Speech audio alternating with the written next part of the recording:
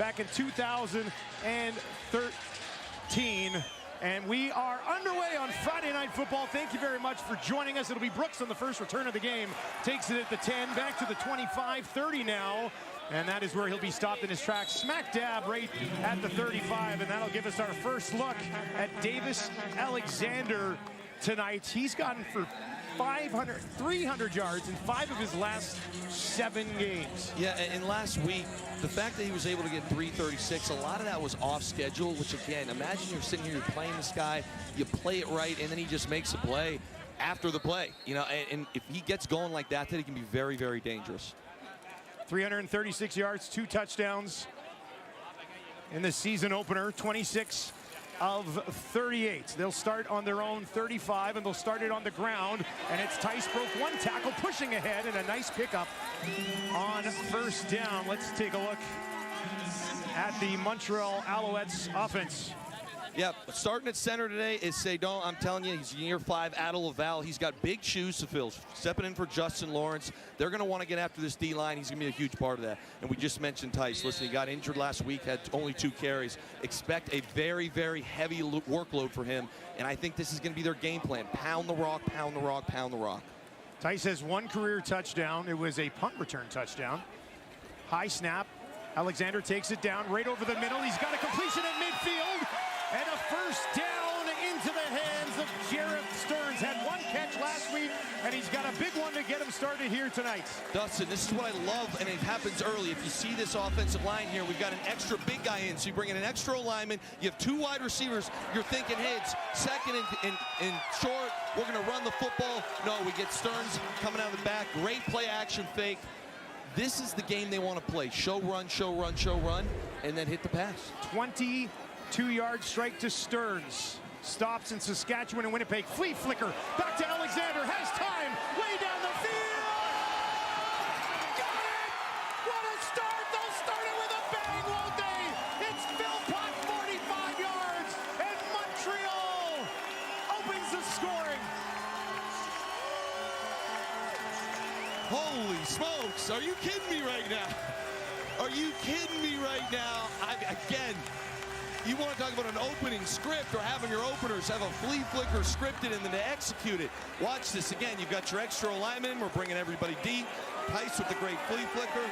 And it's a great throw and catch. We get behind the DB, McFadden. Probably a little stop there and go. And just like that, you got 6 on the board, and the crowd's into it. Oh, that gets the crowd into it for sure. What a start to the season for Philpott. Ridiculous catch last week, and completes it here. 2 touchdowns in 2 games. And Maltos Diaz out, and he'll stroke one through. Montreal leads 7-0. About 2 minutes in Alouettes. And they're going to throw to start. Finds Mittal, and Mittal will get the near sideline. Let's take a look at this Toronto offense.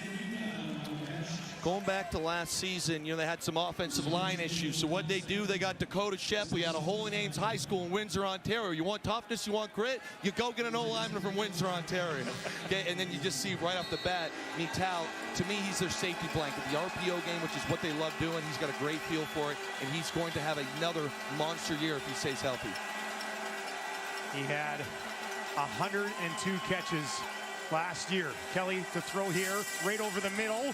And it is a first down as they go right back to Mittal. Let's take a look at this Montreal defense. Adiemi Berglund, to me, I think what makes him so special is, yes, he's a star, he's got all the skills, but he plays like he's not. He's a grinder. You know, Canton Arku last week, unbelievable game. I thought his play recognition was phenomenal. And they say turnovers come in bunches. Kennedy had 2 last week, pick 6, and the forced fumble in overtime.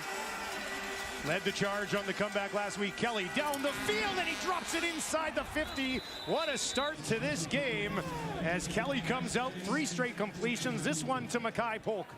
We talk about, hey, what's the emotion going to be like for Chad Kelly? This is not an easy throw right here. When we roll this thing, you watch Polk.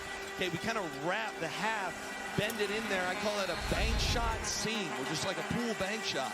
Pretty special. Kelly again gets this one away. Some pressure there, was looking for Mittal, and it's incomplete. That was a bit of a strange one right there. It looked like he had Mittal, and that would be the first read for him there in the flat, but kind of came back to the sit row. again, when you haven't played for this long, it's great. Say, how long does it take you to get into a groove? There's got to be a bit of a rhythm that he's got to kind of figure out. And there's a lot of just the mental side of coming back from an injury is a real thing for all players. They'll work 2nd and 10 from the Alouette 47, looking for an immediate response after falling behind 7-0 early in this one. Kelly, 3 options out to his left. Steps up in the pocket. He's going to take off, looking for the first down, and he's got it as he takes it down to the Montreal 35. Something we know that he's very much capable of doing. Yeah, everything's really, it's a great job on the back end, but we talk about that offensive line. You see the twist up front by the Alouettes. They do a decent job of pushing by the pocket. I'll say this, if you're an Argos fan right now, I know it's just a scramble, but more so for me, the fact that Noel Thorpe, again, brought a little game and was picked up very easily by this offensive line. You're kind of breathing a sigh of relief, because last year they did struggle a lot on that unit at times, kind of picking up some simple twists in games like that. Yeah, the offensive line last year for Toronto, when you talk about maybe some of the issues that they had. Right now, that's Josh Archibald who's down. He's getting looked at. But just to the Argos, last year they only averaged 51.6 yards per game on the ground, which was 34 behind 8th place, which just happened to be Montreal. That's just simply not good enough. Like, not even 52 yards a game. It's not good enough, and I think Montreal's numbers are also, you know, not exactly the case because of how much RPO they run. That's run-pass option. So it was really a tough year running the football for the Argos, which puts them in a lot of stress. They've got Sam Hicks at running back to start the season. He's going to flare out in the slot to the right of Kelly. That's where he's going to throw, and he drops it in there. Hicks has it at the 30. Little stutter step, and he'll push it down. Gang tackled just inside the 25. First touch goes for 12 yards for Sam Hicks. Yeah, Dusty, you mentioned Sam Hicks, and when we were talking to Chad Kelly, one of the things he brought up was this guy and how just impressive he's been in camp. I look at this early, again, you talk about openers, a little speed route there, getting your running back the ball. You'd love to see it again if you're an Argos fan. And they go right back to him. This time he's going to be wrapped up and taken down. Hicks out of Abilene Christian gets his 2nd touch, first carry of the ball game. Had 14 touchdowns in 14 games back in 2024 at Abilene Christian. Yeah, it's been a long time since I've heard the name of the place Abilene. I did go to college at Rice in Houston, so I remember hearing it there, but I didn't think I'd probably ever hear it again. So I got to thank my guy.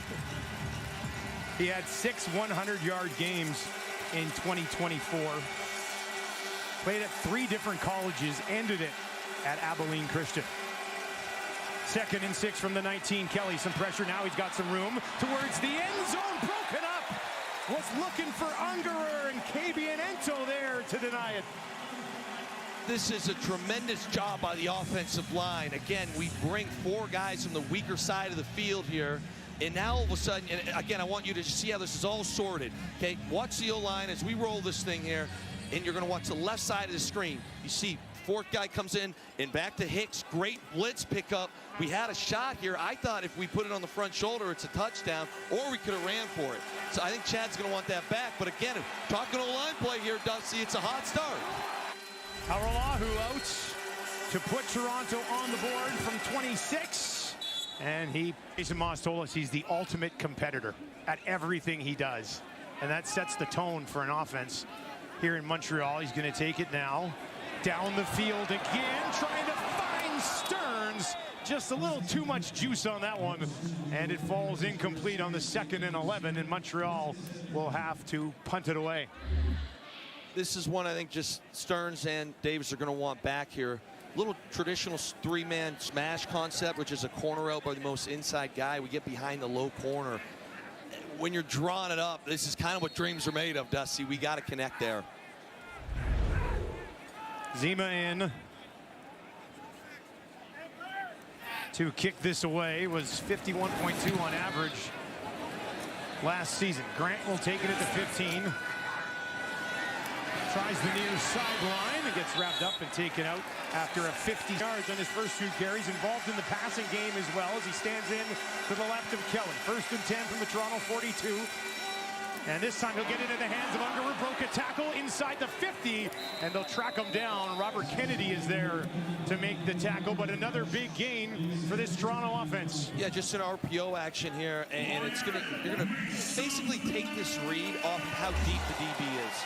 So here you go. You can see the run action here as we roll this ball. It looks like, I really like the matchup. It's a one-on-one. We have a cushion. Then Unger does the rest, making a man miss. Right over the middle again, Mittal. And he's hauled down by Moshman just inside the 40. And that is the third catch of the game for Mittal. Dustin, we were talking before the game about, hey, this is a pretty under-the-radar offense right now, speaking of the Argos. And I'll say this, the first drive was 8 plays, 68 yards. It would end in points. And they would have had a touchdown. It was more what the Argos did to themselves, not the Alouettes getting a win. And now they're marching a free will. Again, if you're an Argos fan watching right now, you're pretty fired up. They need a couple more here on the 38. Montreal's going to bring some pressure. Kelly saw it, got it away. And Mackay Polk was not ready for it, and they'll have a little conversation between receiver and quarterback. I'll tell you, I was just singing their praises, and they're obviously not on the same page. You got cover 0 there, which is basically man coverage, and they're blitzing, and it's a great play call. It's a mesh concept, what they call, where the receivers basically cross each other, so someone usually gets picked. That's going to be a tough one to watch, because if you connect there, there's a lot of space to run. So back to work. Haralahu. This will be a 45-yarder. And that one is up, and that is no good. It is wide, and it'll be brought out by Brooks. Brooks trying to find some space. Gets to the 15. And will be wrapped up at the 25. Haralahu. They probably feel like they've stopped themselves rather than the defense stopping them. Montreal starts here from their own 27.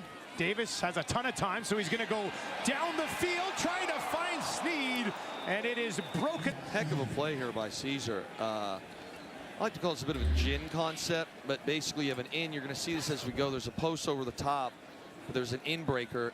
The in breaker's there, so this might be one when you see it here. If we can pause it right here, you're going to see, yes, right underneath, we had a in breaker. It's kind of more of a clear out by Sneed. But I like the aggressiveness. I like the aggressiveness by Davis Alexander, kind of early, trying to hit a big one. Yeah, he hit a big one in the flea flicker, and then he's missed 2 other deep shots as well. 2nd and 10 now. Bouncing around the pocket, spins out to his left, looking for somebody down the field.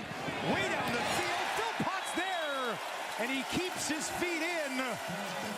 First down, Montreal. Dustin, so as receivers, you have scramble rules, and Philpott does a tremendous job here because obviously DBs are worried about getting beat deep. So as the play goes, you run your route, and at some point as a receiver, you have to think, okay, it's now comes scramble. So you watch Philpott, he pushes up and then comes back. You can see Stearns underneath do the same thing. So that's the scramble rule. It's basically selling, oh, we're going deep, deep, deep, and you get that ball to the sideline. That is something you would practice on a daily or weekly basis, kind of in routes on air. 30-yard strike to Philpott. Alexander now on the move to his right, drops it off into the hands of Philpott again, puts on the brakes, and is taken down on the far side by Caesar. Philpott is cooking right now. And again, I love getting into the technicalities. What I like to call here is a stair step. So he notices we've got basically a guy traveling with him. So here we go. It's a little play action. And on a great cut there by Sneed, just doing the dirty work. But as you saw Caesar coming across, Philpott basically creates a stair kind of motion. You push up and then break flat for separation. It was, again, unbelievable job. Philpott, 3 catches, 96 yards and a touchdown. There's 2.5 minutes left in the first quarter. What a start. Alexander, far side, drops it in there, just inside the 5. What's the call? Sneed will wait, like the rest of us. The officials will come together, and they're going to say incomplete pass. Oh, this is a slip screen. I've been talking at length about RPOs. When you watch this, you see it right here. There's your screen, and then basically Sneed stalks. Wow, we might need another look at this guy. Dustin, uh-oh. Uh-oh. Looked like some movement there, I think. Sometimes I just don't even know what a catch is. That's pretty close. It was close. It was close. Those two have such great chemistry. Yes. I'm surprised that they didn't complete that one. 2nd and 10.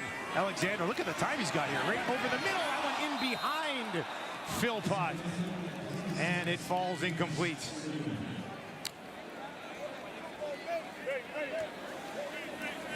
Davis Alexander targeted Philpott and Sneed 24 of the 38 passes he threw last week, and it's been a steady diet of these two guys again so far tonight. Yeah, and they've got a pretty special chemistry. Sneed, Philpott, you know, with Davis. I think watching Davis get off the field there, I think he was hoping that Philpott on that one would sit in that window. So again, this is kind of early season. These things do happen. Maltos Diaz puts it up, and he sneaks that one through, and the lead aired to arguably the greatest to ever do it. It's a nice place to start. Kelly is 6 of 9 for 82 yards. He'll toss it out to Hicks, who cuts it back. And a nice pickup on first. They're doing good things on first down here tonight on the ground, are the Argos. Yeah, and this is, again, a pretty fun one for me. We're talking about early on, just kind of setting the tone, getting physical. They go in a wide receiver bunch to the left and just run a toss. One wide out blocks down, a little pin action. We're in very second and manageable right now. I'm pretty excited at the beginning of the Mike Miller era. Me personally, I'm talking from a personal standpoint. I think Argos fans got to be liking what they're seeing so far. It's only led to 3 points in the first quarter, but new coaching staff. You get Chad Kelly back, fresh running back, and there's another one that's just batted away. Was looking for Coxie, who had not been involved yet in the game, and that one is incomplete. And again, if you're the Argos right now and you're watching this on the sideline on the iPad, you don't really feel like you got beat here. It's more something you did. They brought 6, you know, there are 40 linemen, 2 blitzers. It was picked up tremendously well. You got a one-on-one matchup with Coxie. It's just a throw that we'd like on the front shoulder. Phillip Brooks awaits this kick on his own 15 as Mike Miller watches on. Has worked well with quarterbacks here in Toronto. And he had McLeod Bethel-Thompson, led the league in passing yards. Arbuckle, obviously, a really nice season. And Chad Kelly, and MLP under Mike Miller's watch now. He's calling all of the shots as Haggerty gets ready to boot this thing away as time ticks down to the end of the first quarter on Friday Night Football. Haggerty lets it fly from the 35. Brooks will slide under it, takes it cleanly at the 22. Runs into a little bit of room, tries to pop it to the outside, and they'll wrap him up just outside the 25 as the Alouettes. Davis Alexander, 118 yards in that first quarter. It's on a 472-yard pace. Now Alexander, quick hitter, finds Hollins, and Hollins has a first down for the Alouettes. That's how you start a drive. Yes, it is, and it's just so tough to defend when you watch this. So this is that RPO, they call it Sally game. So hey, we can't hand this ball off, but then it's a snag concept. So what we're reading there is we got a guy going to the flat, and as the defender traces that flat, we just have to sit right behind it. They run that so well, and it's so tough to defend. Shamari Lawrence, who had 63 yards and 8 carries last week, in for this possession. Stands in behind Davis Alexander. Quick hitter out to Stearns. Stearns takes it to the 50. Shamari Lawrence, quite the story last week after a 7-yard pickup for Stearns. And Dutson, what is awesome about this is he's not their second guy. He was last week due to injury, but he's their third string back.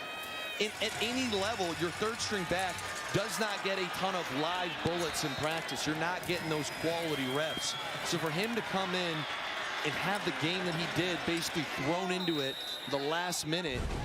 Jason Moss talked to us before the game, saying he couldn't say it enough how impressed he was. He was very happy with what Lawrence did. Even they didn't have him at the beginning of camp. He's a late addition to camp as well, and now he'll take it straight up the middle, and that is a first down for the Alouettes as this drive marches on. And this is when the Alouettes are at their best right now. They just beat you up out front. We have a helmet that popped off. It was an Alouettes player, but this is just a bit of a divide zone here. So when you watch, you're going to see the whole line basically go to right of your screen, and you just work right off the cutback. There's a press point. You press in there, you get those tough physical yards. That is the game they want to play. Fresh set of downs from the Argo 54. Alexander finds Sneed. Sneed cuts it back, broke one tackle, now another, and he finds a first down. What an effort from Tyler Sneed. At that time, it probably helps to be 5'7". Yes, it does. That was sweet. You want to talk about making a man miss, and the crowd erupted here in front of us. This is pretty cool. Again, just a quick out here by Sneed. You're going to look at him right here. Okay, here he goes. Comes up, chip, doing some dirty work into the flat. This is, to me, as much as he has the big glaring numbers last year in week 1, when you can take a guy at his size and waggle him in to chip a defensive end and then make guys miss after, it's pretty special. 163 yards and a touchdown last week for Sneed. Now they'll get to Stearns. Let's take a look. Let's flash it back to last week and the game that Sneed put on film. In the understanding, again, hey, we got a little twist motion. You sell, go, stop it in the ground. Hey, I always say, you talk about landmarks. The alley, which is in between the hash and the numbers, he's exactly on it. This was the throw of the year so far. He's right where Davis Alexander wants him to be. These things matter to us, and it shows play after play, week after week. We're really all the way going back to last season. All CFL receiver last year was number 41 in our TSN top 50. Alexander, some pressure coming right up the middle, gets it away, and it's held on to. Hollins was taken down. He wants the first down. This will depend on the spot. It's going to be close, very close. I'll tell you, I believe it's Kongbo here. Watch the middle of the line. It's like the juggernaut. We just push through there, and we flush Davis Alexander. That's a high effort play. It's a great catch at the end of it, and Davis Alexander making a big time throw getting there. But when you watch that on defense, that scares me. I'm going to stop my defensive talk here for a second. Watch the. This is not what you want to see if you're an Alouettes fan. To one knee on the far sideline. Crum into the game. Short yardage here. Probably would have been in anyway. There's a flag that flies. First of the game. Might give you another look if we can on Davis. He's going to limp back out here. We know he's a warrior. He is a warrior.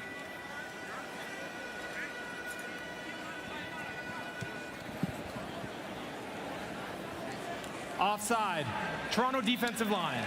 5-yard penalty. That'll result in a first down.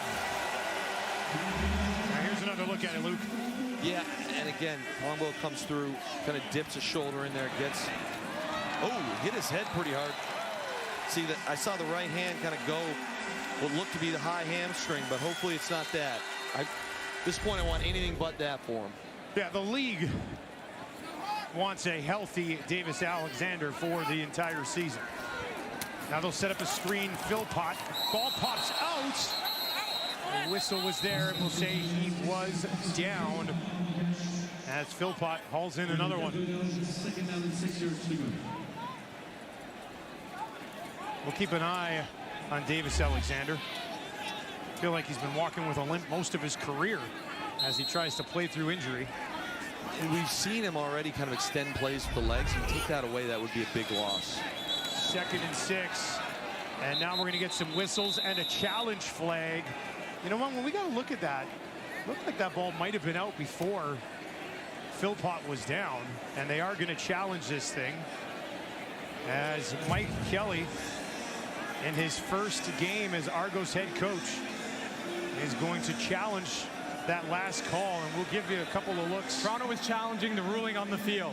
They believe that the ball was fumbled and they recovered. We'll review the play. This will be an interesting call. Again, some of these are a bit bang bang.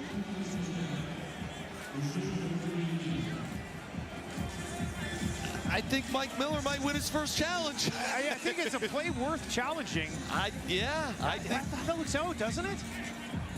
Let's see. Good job there. Now, let's see if we can bring that back again. Let's watch his knee. No, that ball is out. That ball is out. Yeah, that was a good look at it. The Mike Miller era. 1 for 1 on challenges. Hey, something to build on, right? No question. That should be Argo's ball. Good defensive play. And they got that challenge flag thrown just in the nick of time. And this could be a big swing with the Alouettes knocking on the door for more points. Let's send it down for the official ruling. After review, the ruling on the field is overturned. Toronto player recovered the ball. It's first down, Toronto. Argo, and it looks, and that will be the call. Hicks was down, maybe just beyond the original line of scrimmage. And it'll be a 2nd and 9-ish for the Argos. Kelly 6 of 10, 82 yards. Hicks has been involved. That was his 4th carry of the game. He also has 12 yards through the air. Nothing yet for Coxie. When you got a guy like Coxie, you probably want to get him involved here, right? I got a feeling that we might be calling his name real soon. Oh, there he goes. He goes to the top of the screen. He's going to line up out there against Lorenzo Burns. He's been targeted once. It was incomplete. Now they're going to go to Coxie, and he's got it. Perfect timing. And he'll take it just outside the 41. Got a thoroughbred like that, you can only keep him locked up for so long. Really nice throw here. Going to see Coxie right here, obviously. So he's going to kind of push up here, and we got a bit of a scissors concept. You see behind kind of loops, just holds that deeper defender for a split second. Falls on time, well executed play. 19 yards to Coxie, some pressure from Montreal. Kelly, one-on-one, far side, lays it out there. And it is incomplete. Was looking for Ungerer, defended well by Cabianento.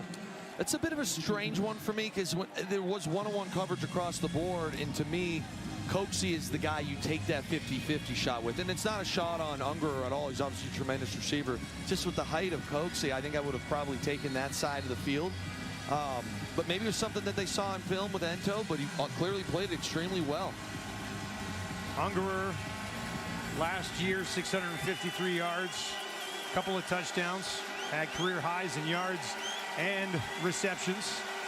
3 out to the right for Kelly, 2 to the left. There's 1 right over the middle. Now he's going to dump it off. Hicks has a ton of room. Hicks is going to take it to the 50, makes a move, stretches ahead, first down. Tackle was made by Lorenzo Burns, but Hicks goes for 12 and moves the sticks. There's a lot of cool things that happen on this play. First and foremost, you bring 5. So you can see this here, 1, 2, 3, 4, 5. We pick this up real easy here. Now all of a sudden, Chad kind of goes through his progression, gets all the way down to his back. Again, great pro up front. The big boys are blocking. But Burns making this tackle, Dustin, that is not an easy thing to do. Tackle a running back in open field. He almost stopped him short of the first down. Hung on to him by a shoe, but Hicks found a way. Now they're going to give it to Hicks again. There was some pressure right in the backfield, but he springs it to the outside, and he's got another first down. How about Sam Hicks, the rookie, with an impact here for Toronto? 13 more yards. If you're Noel Thorpe right now, you're extremely upset. The Argos bust this play. Okay, there's 2 free hitters. You see Beverett right here, and Isaac Adiemi Berglund. I mean, you got those 2 guys untouched in the backfield on a run. You're thinking probably your 2 best defenders. Correct. Are going to get them. Yeah. This has 2nd and 15 written all over it, not 1st and 10. So that's a bit of a tough one right there. So you give Hicks the credit on that, or the Owls just got to miss the spot? I'd go Owls miss some bad angles. Now they'll get it in the hands of Polk. Spin move. He's going to be wrapped up just inside the 35. But Toronto putting together a pretty good drive midway through the second quarter, trailing by 7. Polk last year, when he came back, he averaged 8.2 targets per game when he came back to Toronto from Atlanta. Kelly down the field, drops it in there.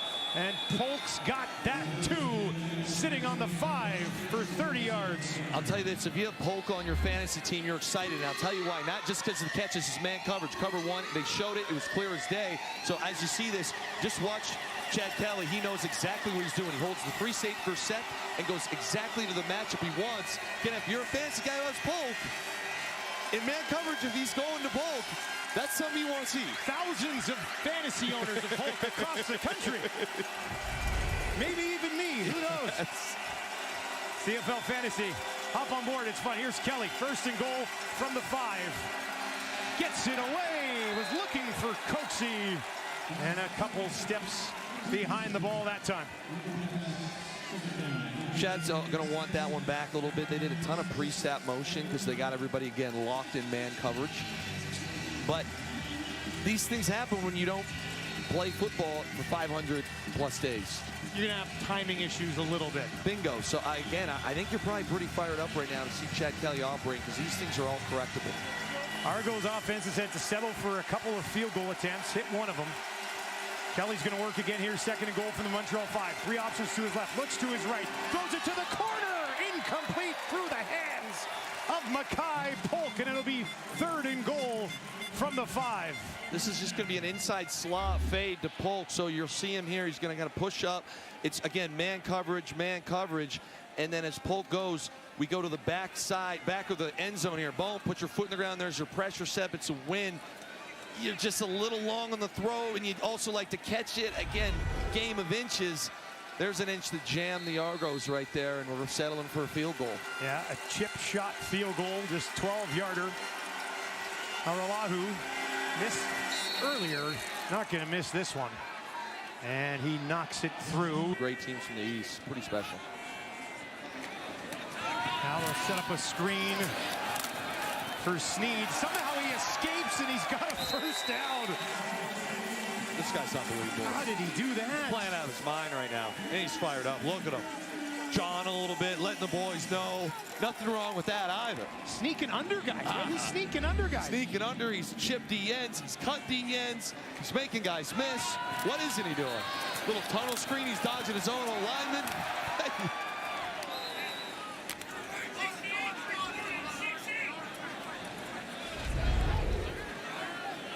4.5 minutes to go here in the first half. 1st and 10 for the Alouettes from their own 52. Alexander, near side. Oh, Philpott's got that too. Are you kidding me? Reaches over the defender, hauls it in. There's a flag on the play, but that was incredible. The flag is an and one going back to the basketball. This is going to be defensive pass interference. And he still got it. He was working against Amos. Let's give you another look at it here. You're kidding me. Oh. You're kidding me right now. Pass interference. Toronto number 11. That penalty would be a decline. First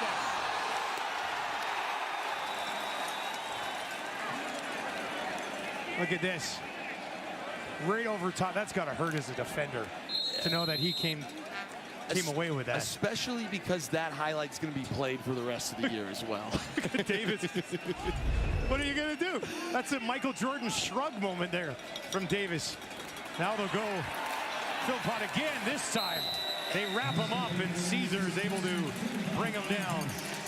And defensive coordinator for the Argos, Greg Quick, at this point he goes covers 0. They're super soft. When you make a big catch like the one we're watching here, sometimes you get flustered, and again, that's an easy 7 yards. I can't believe we just talked about it. Which catch is better, last week or this week? I think his last week was a tutty. I'd go there, but I mean, both pretty special. I think he's going to have better ones later in the year. Like, that's how talented he is. 2nd and 3 from the 28. Can they keep this drive alive? They'll give it to Tice. Tice pushing ahead, and he bullies his way for a first down. Still going. Crowd loves it. And he'll take it down to the 20. 8 yards. This is just straight bully ball. First off, formationally, you've got extra offensive linemen in. You bring your fullback, Mason, and a receiver, all on basically a yard away or on the line of scrimmage. And Tice just says, give me the rock, let me tote the bill here. I'll get it for us, boys. Downhill bully ball. 5'9", 215 coming at you. Fresh set of downs on the edge of the red zone. It's a stout 215. And we've hit 3 minutes. Yeah, big one for Canada today. Yeah. The nation watching. Those guys look like they found some tablecloths. Timer, please reset the clock to 3 minutes. Back to football, and what I like to call the real football. Okay, right now, Dustin, to me, just kind of watching the chess match.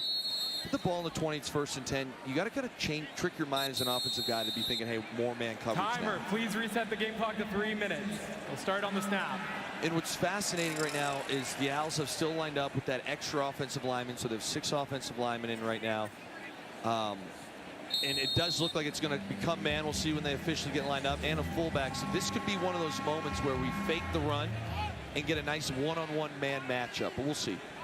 Tice stands in behind Davis Alexander. They do give it to him, and Tice is going to try to find a little bit of space, pushing through.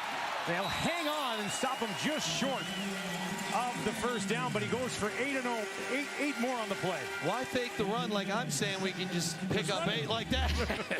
Again, we talk about bully ball. Look at the push. Okay, we got a nice press point. We're breaking all sorts of arm tackles. When I say press point, what Tice is doing a good job right now is pushing into the line of scrimmage to get the defense to collapse towards one area. Then he makes that cut, whether it's a jump cut, foot in the ground, kind of pressure step.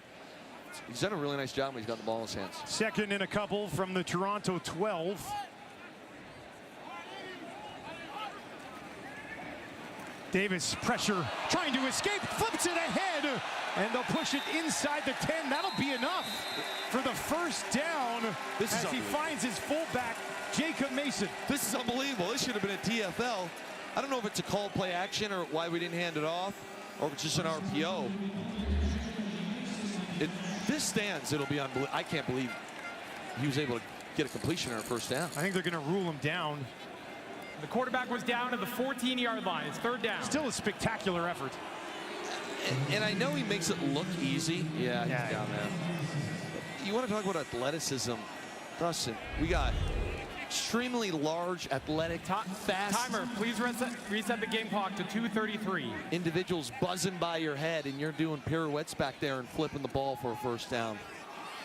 He's just a very unique player, and it's really fun to watch. He's not going to give up on any play, and I think that was a perfect example of it. You know who loved that the most watching that, even though it didn't work? Jason Moss, right? That extra late, didn't just accept the sack. Maltos Diaz in. 22-yard attempt straight away. He was perfect last week, and he's perfect again here tonight with just over 2 minutes remaining in the first half. Montreal. I was going to say. Oh, it's a nice level. He's a style guy. First and 10 for the Argos from their own 40. And there's Coxie. Made one man miss. Stays on his feet. Ball pops out. Argos are there to save the day. That was Shepley. Recovers the ball after it gets knocked out of the hands of Coxie. Nice athletic play by Shepley here. Hey, space and concept. We hit it. Does a great job making a few men's miss. This is Coxie. But I'll say this about Dakota being able to recover that fumble. Why he's there is because he's hustling.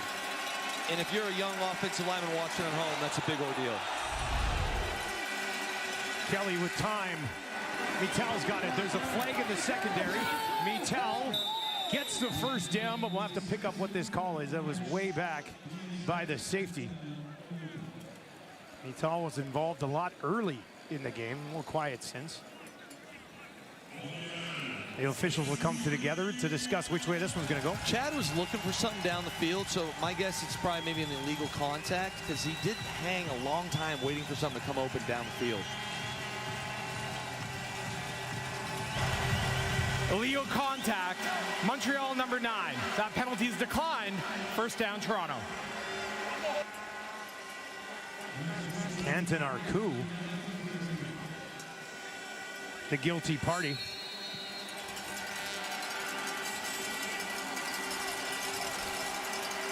First down for the Argos, late in the half. They'll work from their own 52, creeping towards midfield. 3 options out to the right. For Kelly, pressure coming, heaves it up, Polk waiting for it, and it's knocked away. Oh, he had it, and Burns came across and knocked it loose. It looked like Polk was just waiting for that ball to arrive. And he was waiting, but Chad executes this to perfection because he's high. When you see this here, I want you to look right here, okay? Sutton comes, Chad knows if he's coming, that means I just get the ball to a spot, let my receiver run under it. Polk, there you go, little eye inside, kind of pressure step. We're there. Love to make that play. Again, I know what you're saying, Dustin, but that is how the quarterbacks are taught. If we got a shot, first pressure like that, just get high to a spot and let my receiver go run under it. Good play by Burns, though. Great play by Burns. Alouettes send for Kelly down the field again. This time a rocket, and it's hauled in for his first catch in the Canadian Football League. Tyler Common. And this is a special job here. So we just have a seam route, basically. Okay, kind of up. We're going to have landmarks versus zone. So nothing crazy. Again, we want to, so we slip inside.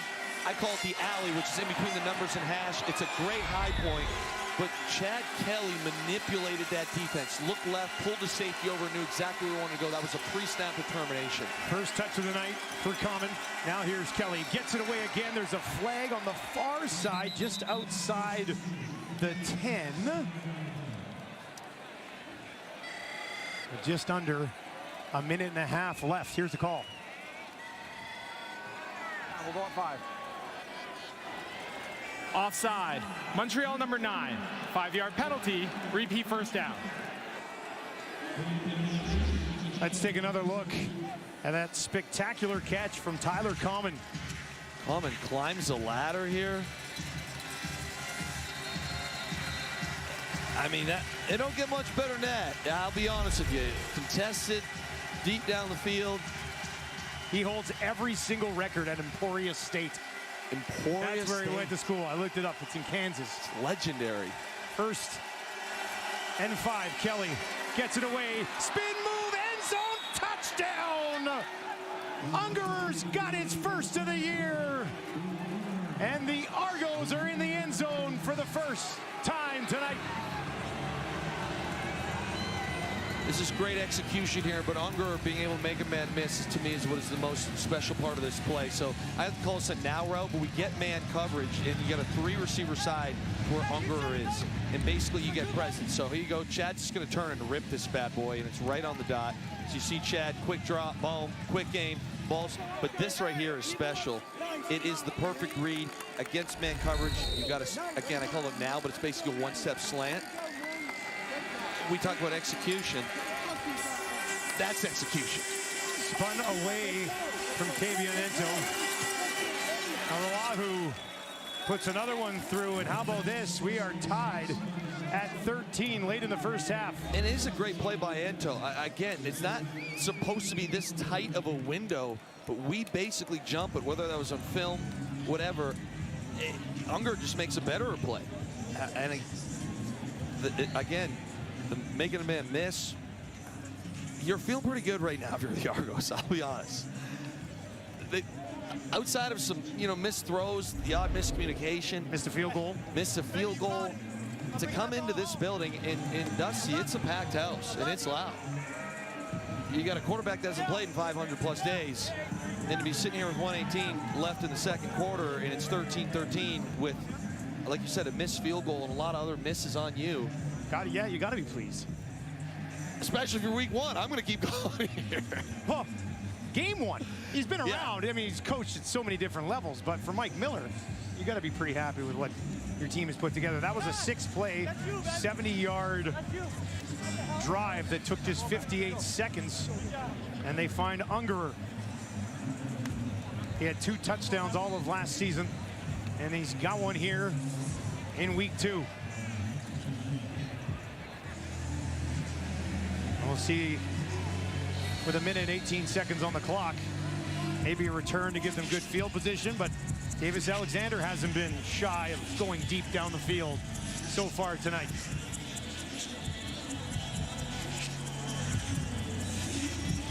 Last year, Montreal swept the season series with 21-19, 26-25, and 28-10 wins.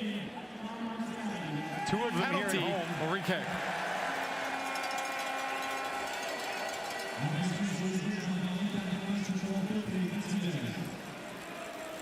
Delay of game penalty called. Araujo had 2 35-second play clocks under the new rules to get that ball kicked off, and he used up all 70 seconds, if my math is correct. It's good math. Thanks, man. Quick math. I did it on my phone.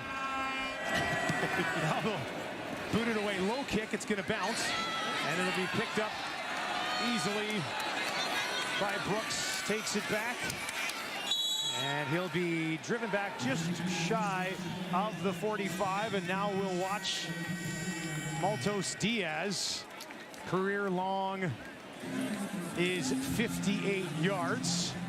So they'll be looking for the 51-yard line to get into Maltos Diaz field goal range. That's not very far. No, it's not. And I'll say this. When you come out here right now, one of the sayings that was always preached to me was score or end with the ball. That would still be considered a win because we don't want to give the Argos the ball back and a chance to double up because they get the ball obviously coming out of the half. So it'll be interesting how aggressive they get here. They'll start on their own 44. Alexander near sideline. He has Sneed. Sneed steps up. And he'll be taken out of bounds right at midfield. 11 yards to Sneed. I want to talk about, you know, energy that's contagious. Watch the end of this play here with Sneed. And Sneed is not the world's biggest receiver. Watch the physicality. He could have just ran out of bounds. He's trying to give them some work. That is just the embodiment of how this entire team and organization plays under Jason Moss. It's fun to watch. They don't want to make anything easy for the opposition, right? You can eat my helmet for this extra yard. Alexander. And that one, a gun into the hands of Hollins. And that takes them just inside the 50 with 6 more yards. Still a ton of time here, too. They're moving quick. And again, we talked about scoring or end with the ball. When we're moving this quick, you know, like foot's on the gas, you would assume they're trying to get a touchdown. You're thinking touchdown now, yeah. Yeah, and again, it's just kind of that cat and mouse. It depends on your style as a coach, kind of how the game flow's going, but they're certainly rolling right now. 2nd and 4, 3 options out to the right for Alexander. High snap, grabs it, guns it in there, but this time Sneed has it batted away. Owen Goss, I believe, got a hand on that.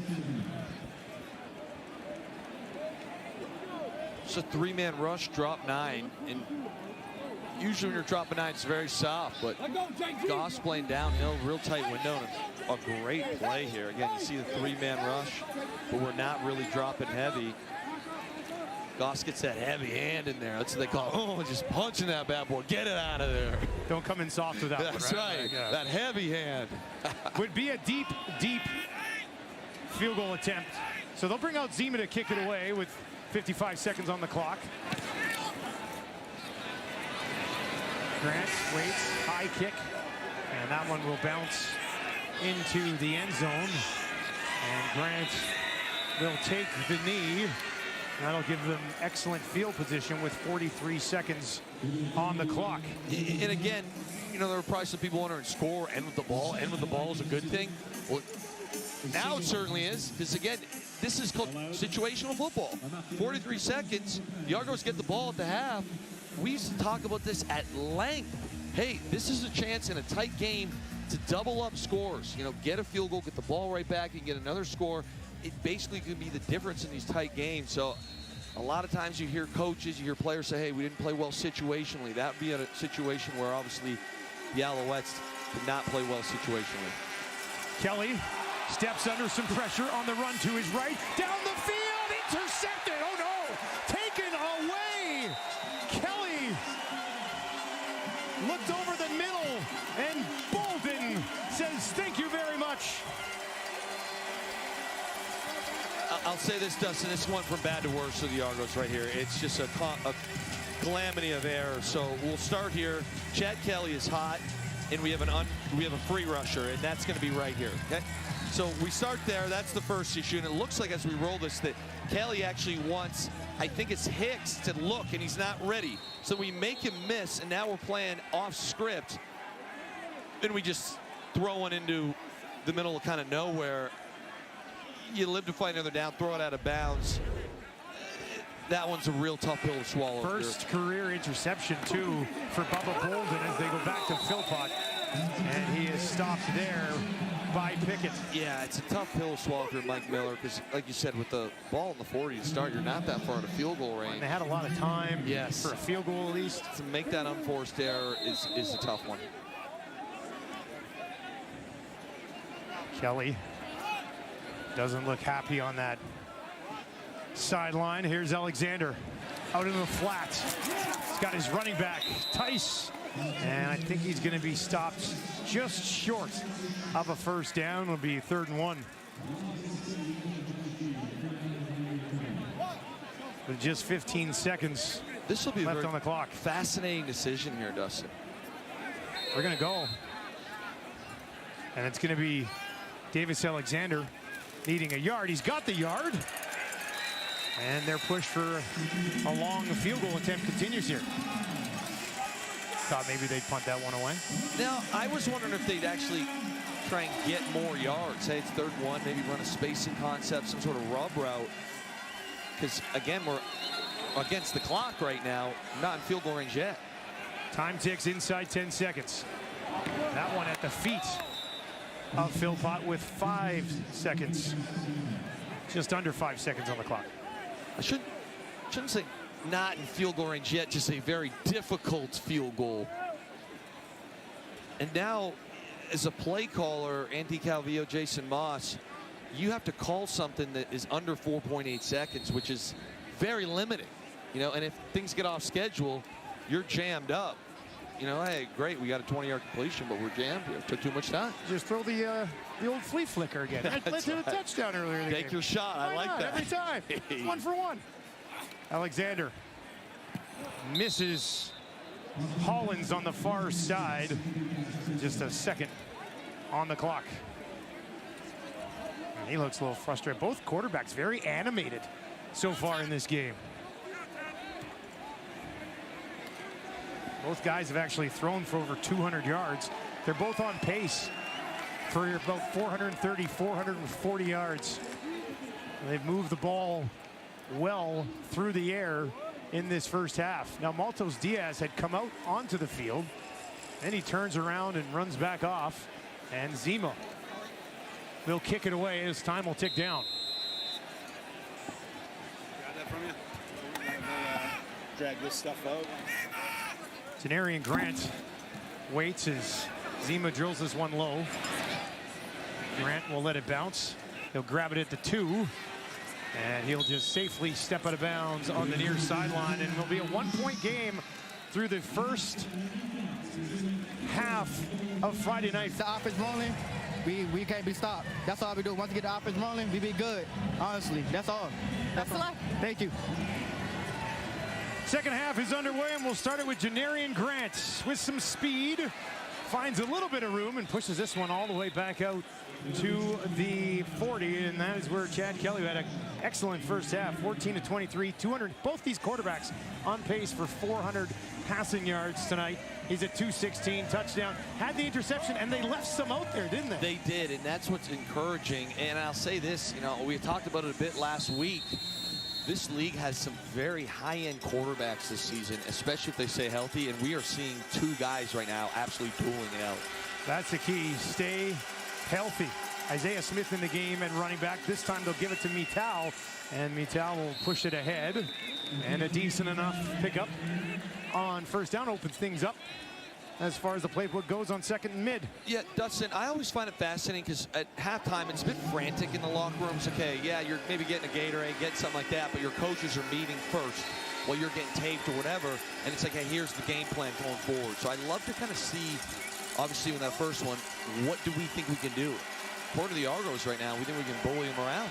7 for 11 on second down tonight. Some pressure coming from the Alouettes. Kelly with a flag on the field, sends it down, drops it in to the 20, to the 10, breaks the tackle, end zone, touchdown Toronto.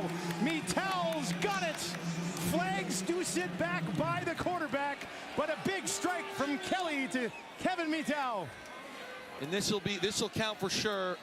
It's an offside by Montreal, and it's cover 0, and it's the Offside. perfectly. Montreal number 32. That penalty is declined. Result of the play is a touchdown. This is the perfectly executed play. You get him in cover 0, you make him pay.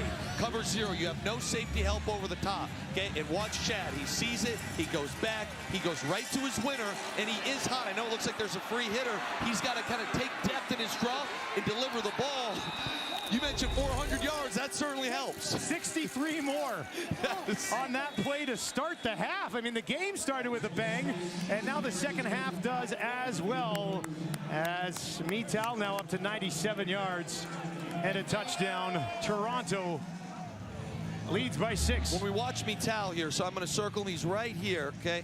And he's basically going to run a seam, but it's not over the top. So as we go this thing, we twist. See how that nod right there? That's what we said. When you see cover zero is inside leverage because there's no safety help in the middle of the field. So the coaching point as a receiver is to nod inside and go over the top. And Chad needs to put air into the ball. Here it goes. See, that what we call a 3-ball. I know I'm getting a little technical, getting into the minutia, but the 3-ball has more arc under it. Metal executes awesome. The nod over the top, boom, push him inside, threaten his leverage, go over the top. Chad puts the ball in the money with some air under so we can run under it. And just like that, we start this half with a heater. And I couldn't be more fired up because I love offensive football. Oh, as a play-by-play guy, I love offensive football as well. And this, I think this half's going to be incredible. And to be honest with you, if I could just keep going, I stand when defensive coordinators think they can get away with cover zero. And right now, they certainly got Noel Thorpe there playing cover zero, saying, we got an answer for that, boss man. Got to make them pay in the cover zero. Now the kick, low, driving one, bounces in. Brooks has it. He's going to try to stretch the field on the far side. All the way over, cuts it back at the 30, and they'll wrap him up right around the 35. And now Davis Alexander comes out to start the half, and he's trailing by 6. Good first half as well, though. 236 yards, touchdown, 17-24. We expected a good game from the quarterbacks coming into this one. We talked about it a lot pregame, and it's living up to the hype for sure. It absolutely is, and again, it's loud in here right now. The sun has set. Montreal has got a gorgeous night. We got a little Quebec versus Ontario vibe going. Davis Alexander potentially going to lose his first regular season game. I'm jazzed right now. They found a way to come back big time last week, trailing by 6 here. They'll give it to Tice. Tice to the 40. Now pushes it all the way out, and a great start to the drive in the hands of Travis Tice. It goes for 13. Dustin, I can't get enough of how this guy plays, and it's Sneed. We see the catches, we see him make a miss. Watch what they have him do here. This is a wide receiver. I'm going to highlight him here. Okay, here he is. Okay. He's going to pull up as we go and basically insert onto a linebacker. It's Cameron Judge. Are you kidding me right now? This guy's cutting people. He's chipping DMs. He's now playing fullback leading into the line. I love the way this guy plays football. 5'7", 187, doesn't matter, makes the play there. Here's Tice, he's gonna push it ahead. There's a flag way back in the secondary. But if you're gonna play for Jason Moss, it doesn't matter how big you are, you've got to make plays that Tyler Sneed makes when he doesn't have the ball, right? You said it, and I'm telling you, when Holding, Montreal number 38. 10-yard penalty, repeat first down. When one guy does it, especially a guy like Sneed, who's a bit undersized to be pulling to linebackers, it's so contagious because you got to sit there if you're on this offensive field as a player and be like, if Sneed, who's one of our best receivers, is doing that, I better make sure I'm buttoned up and physical and tough and showing the effort that you're getting from one of your leaders. All CFL last season in a league full of really good receivers as well. 1st and 20. Now they'll dump it off. And this is Stearns, who's been more heavily involved in the offense tonight than he was last week. Makes sense. Last week was his first game with the Alouettes. This one will go for 7 yards and set up 2nd and 13. This will be a very interesting play call here from defensive coordinator for the Argos, Greg Quick. 2nd and 13. Do you play soft or do you try and bring some heat here? You got some momentum, you know, Sack could kind of keep that going. We've got 3 down linemen, but it wouldn't surprise him to bring a 4th or 5th rusher. They'll only send the 3, so Davis is going to have some time, and he's going to look way down the field. Incomplete. Wanted his go-to guy in Sneed, but Sneed never really had a chance at that one. Yeah, that's a bit of a dangerous throw for me as well. You know, pretty covered. Like you said, they brought 3. I thought they might bring some pressure, so you only see 3 defensive linemen rush. It's a nice route by Sneed, but again, you're dropping so deep and you got so many defenders. I mean, 9 guys are dropping. It's hard. It's hard to find windows.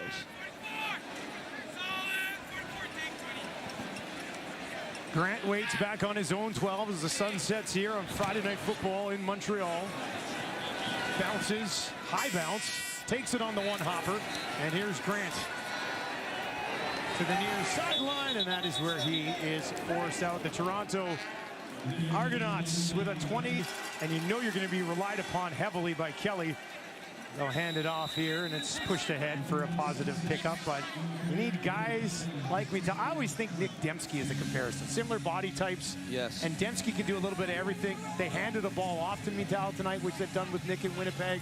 That's who he reminds me of. And that's the thing, he's such a matchup nightmare, because when you've got that guy who's a bigger frame, can do all the underneath stuff, but then as we just saw, against cover zero, can burn you. You just don't know who to put on him.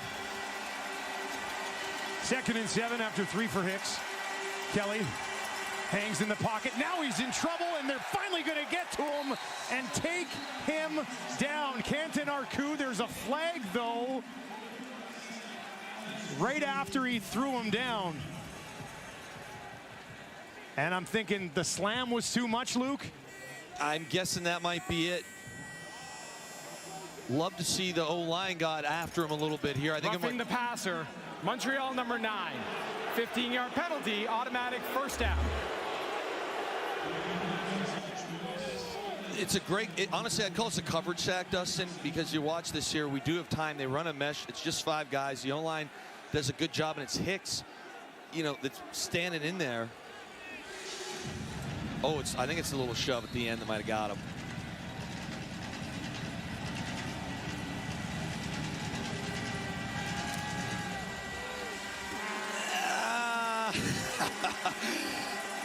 Oh, see, let's see. I think that's probably it. Just that little push at the end. Now they'll toss it into the hands of Hicks, and he's slammed down heavily by Mustafa Johnson.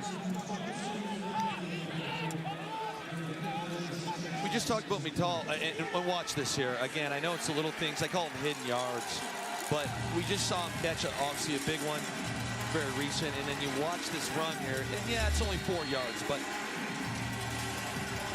he's basically in a bunch, and he pins a defensive end. So just kind of further a point earlier, when you can have a guy like that that can also block in the run game, certainly a nice tool to have. 2nd and 6 for Kelly. Pressure right up the middle, picked up by Hicks. Now they'll go down the field to Polk, and he misses him. Had him for a second. I can't get over this, and it's so close. And you look at Chats. Here too. 9 minutes left to go in the 3rd. They'll hand it off to Tice, and he's wrapped up and taken down from behind. D'Arcangelo in on the tackle, among others. One of the cool things for me with this game right now, Dustin, is there's been a lot of explosive plays. You know, the game started with a flea flicker very early, a lot of fun stuff, but really the heart and soul of this game has been physicality still. We got extra linemen in, we got fullbacks, we got tough running. It's been really fun to watch.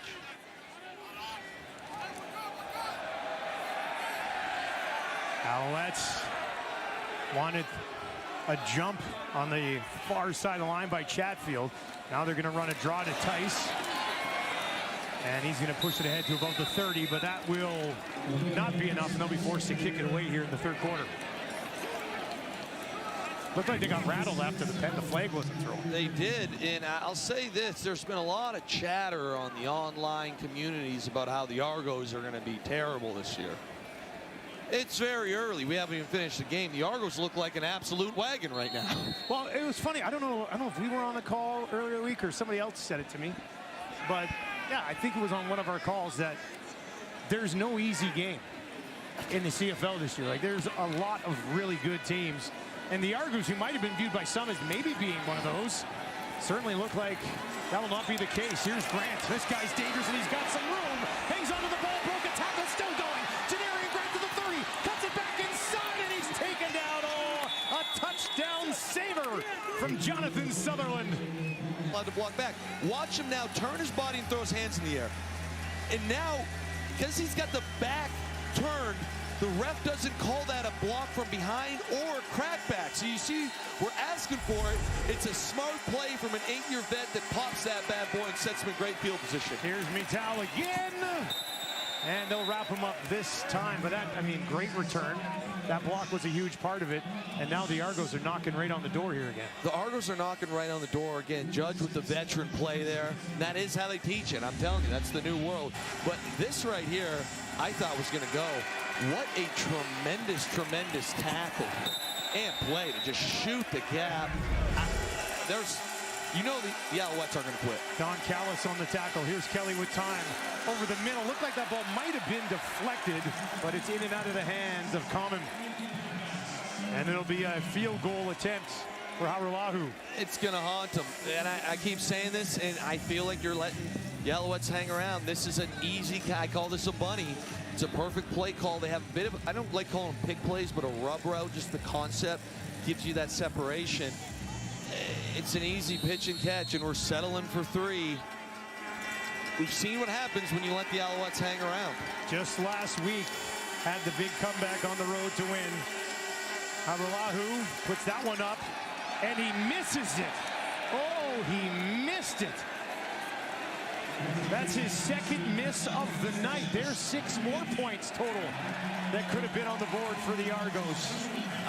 I'm sick to my stomach right now. I don't know how this one happens. Obviously a great kicker. Here's a look at the hold. Oh, laces out. Don't give me an Ace Ventura reference here, Dustin. Laces out. That's got to be it. I'd say something about Dan Marino, but that line goes too far for Friday Night Football. Laces out. Yeah. What a sports nut, huh? First 10 at the Montreal 40. Alexander goes to Philpott, made one man miss. It's wrapped up by the second, and that is a short pickup on first down. Philpott's 8th catch of the game. Yeah, so they actually were trying to take a shot here. So this was a slip screen, and this is where I call them hidden yards. This play should have been dead in the water, potentially a sack, because they're not actually trying to throw the short one to Philpott. But Davis Alexander has, you know, the composure to be like, okay, it's not there. Let's take 1 yard, 2 yards, and live another play. Davis is 18 of 26, 243 yards and a touchdown, but trails by 6 here at home. 3 options out to his left, including Sneed. Alexander looks to his left, throws to his left, finds a man midfield, and it is Stearns who takes it out of bounds, being watched there by James Caesar. 5th catch of the game on 6 targets for the former Bomber and Rider, Jareth Stearns, 21 yards. And Dustin, we talk about, you know, Coach Moss, and he talks about, hey, intensity and competition and effort. And to me, those habits show up now.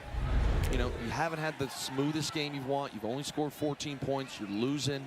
Team you thought you'd kind of absolutely smoke. You got to be able to bear down and make plays. Fresh set of downs on the 47. Deep drop for Alexander. All the time in the world. Looking down the field. Now he's going to roll all the way. End zone! Oh, no! Had Sneed. Went off his shoulder. Incomplete. He got it behind the defense and couldn't hang on. This is a tough one. You want to see a monster throw. Let's just appreciate this. So obviously this is an off-schedule throw. Okay, it's great protection. Great job of the line. He points. He makes it look easy here. Look how far this ball is thrown. Oh, and it's one that, you know, Sneed comes up with 9 times out of 10. He usually gets that one, doesn't he? Yeah, that's going to be a tough one more on film. 2nd and 10. Now they'll give it to Tice. He's got some blockers in front of him. He has a first down and more. They'll get him to the 25.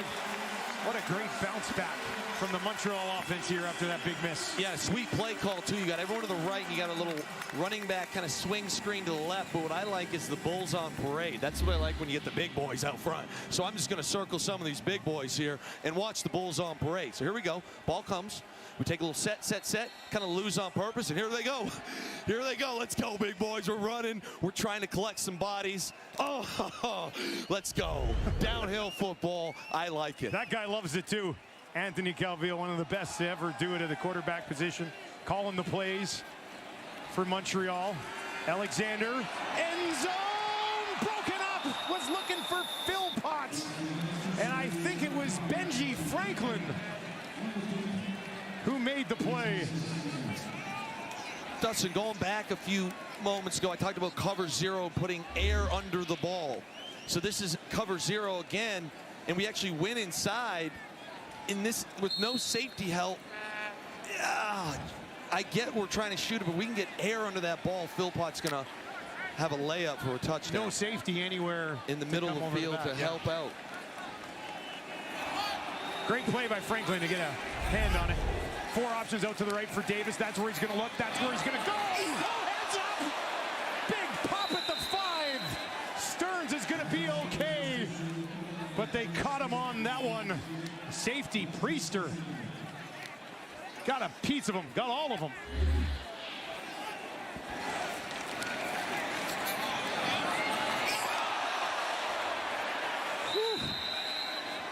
Stearns pretty tough. I'm not gonna lie to you. Take this hit. Got him. I think it's a clean hit.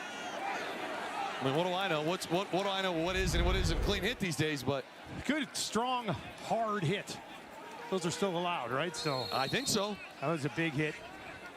And it'll set up a 3rd and 10. Maltos Diaz rushing out here. And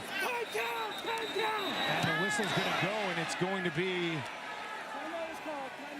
Oh, they did sneak in the timeout. Looked like that time clock was ticking down. Montreal. But their Montreal first time out of the game. Gets the timeout in, and now they'll have a chance to reset things and attempt the field goal. You know what? Tyler Snead told us that Stearns reminds him of himself this week. You know, not a big guy, but will go to the hard areas, do the hard things. And that was a good example of it. I mean, he was going after that football no matter what. Great example. And it is obviously not the play you wanted, but as an offensive guy, when you see a team of yours take a big hit and he gets up like that, kind of jaw him back, it does give you a little bit of a boost. Like, hey, we got a dog over there, you know? It'll be a 33-yard field goal attempt for Maltos Diaz to make it a 3-point ball game here late in the 3rd quarter.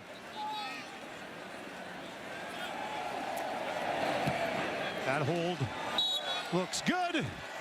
It's put home. Down talent to help the next generation. Very cool story.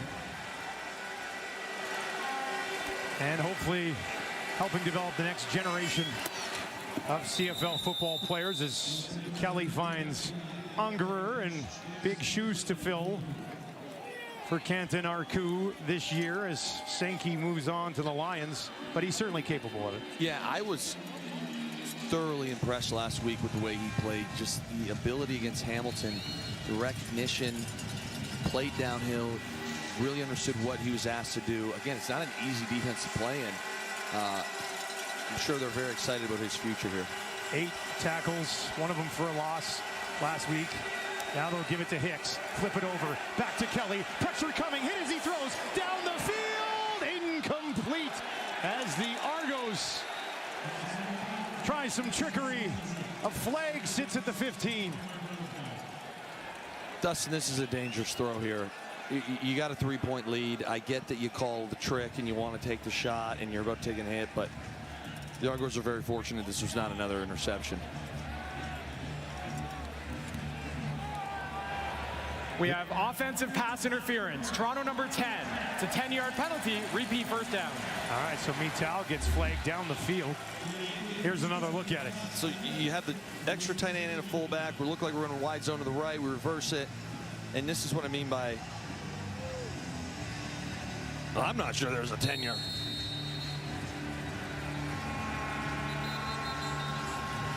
I got no comment. Oh, I would just say, I don't know.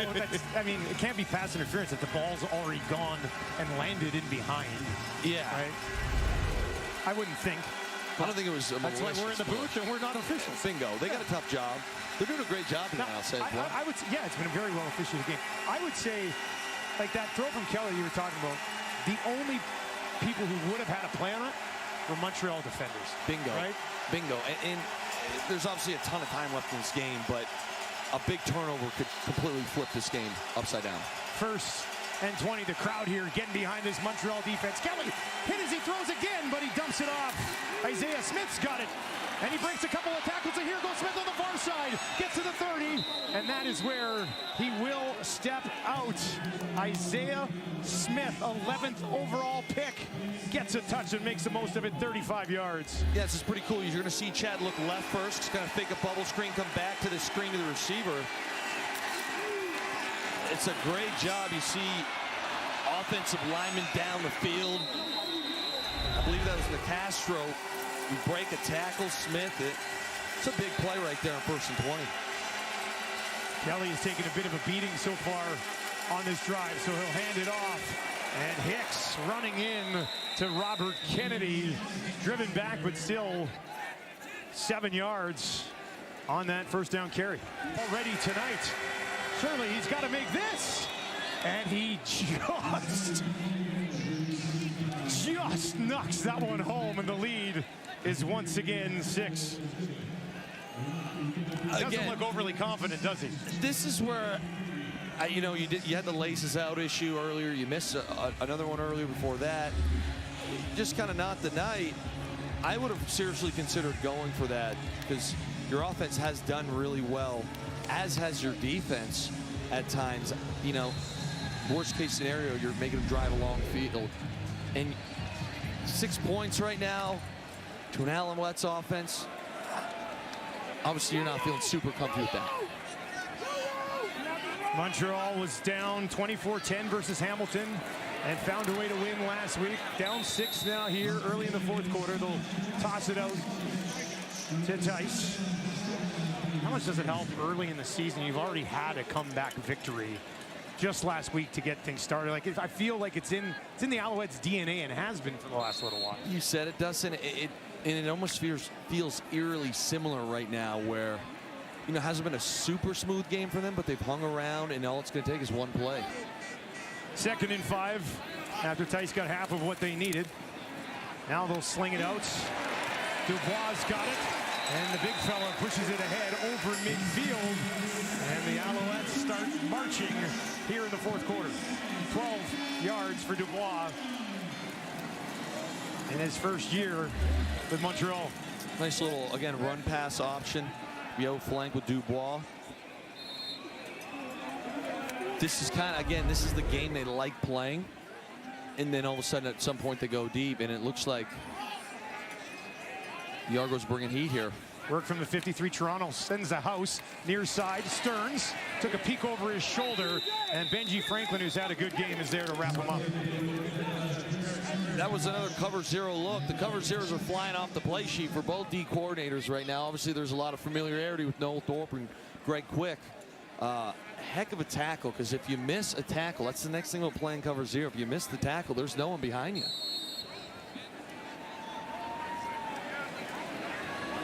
It's Greg Quick. Greg Quick, who was with the Alouettes, elevated role, DC, with the Argos. Trying to find a way to put an end to this drive. 2nd and 6 from the 49. Alexander. Oh, he's got a ton of time. Bouncing around, can't find anybody. Now some pressure. Gets it away. He gunned that thing in there, and Stearns hung on. First down, Montreal.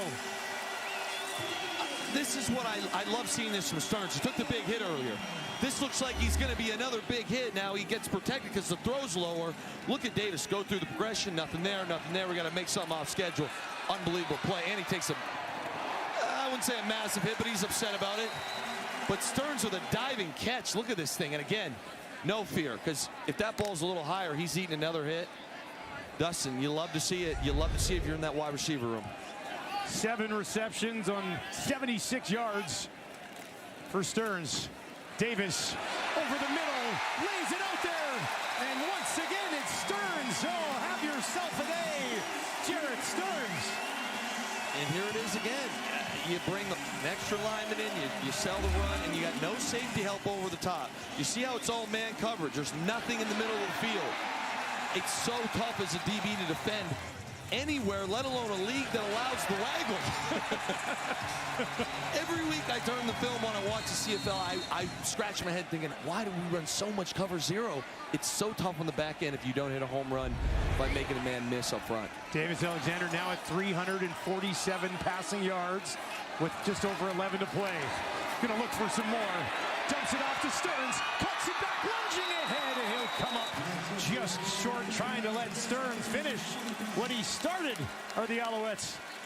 There's another star being born right now on the Alouettes offense, and it's Stearns. Okay, you mentioned very similar to Snead. Here goes again, kind of, it's a design play action into the flat. But the reason that sells is because he's been blocking in the run game a lot. 4th consecutive catch for Stearns. And I believe Crum has come into the game to try to finish this drive for the Alouettes. Just outside the 1 for Dustin Crum. Keeping it the whole way, trying to push it ahead. Did he get there? Touchdown, Montreal! And we're tied at 23.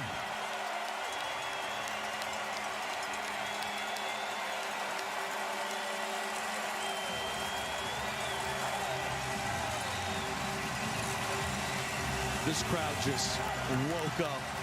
It's no secret, I don't think they love Toronto or the Argonauts. This is what Crum was brought here to do. Yeah.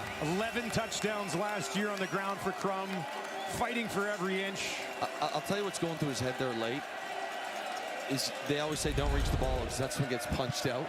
And he's like, I think I can do it. But you kind of have that like angel and devil on your shoulder, like, pretty sure I can get this. Do it. Push the ball out. Look there. Montreal for the lead. Maltos Diaz. I'm sure the Argos got an answer ready for us. Maltos Diaz knocks that one through.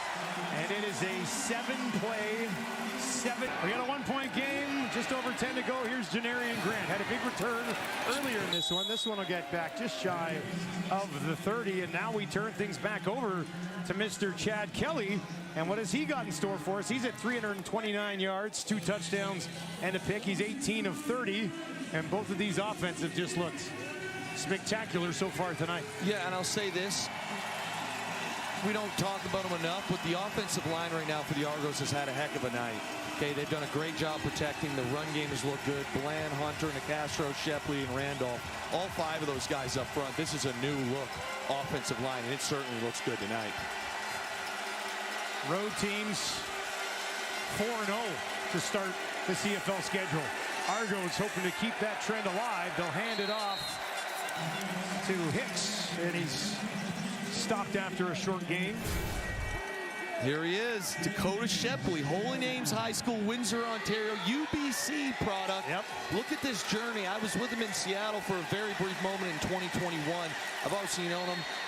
He's a bit younger than me, but I've known of him for a long time and known him personally. I'll say this, for his size, he's extremely athletic and a great bender. I know it's a bit of a weird word to use, but at that size and strength, the ability to bend is such a big ordeal, and obviously going to pay dividends this year. 6'4", 306 pounds, protecting Kelly.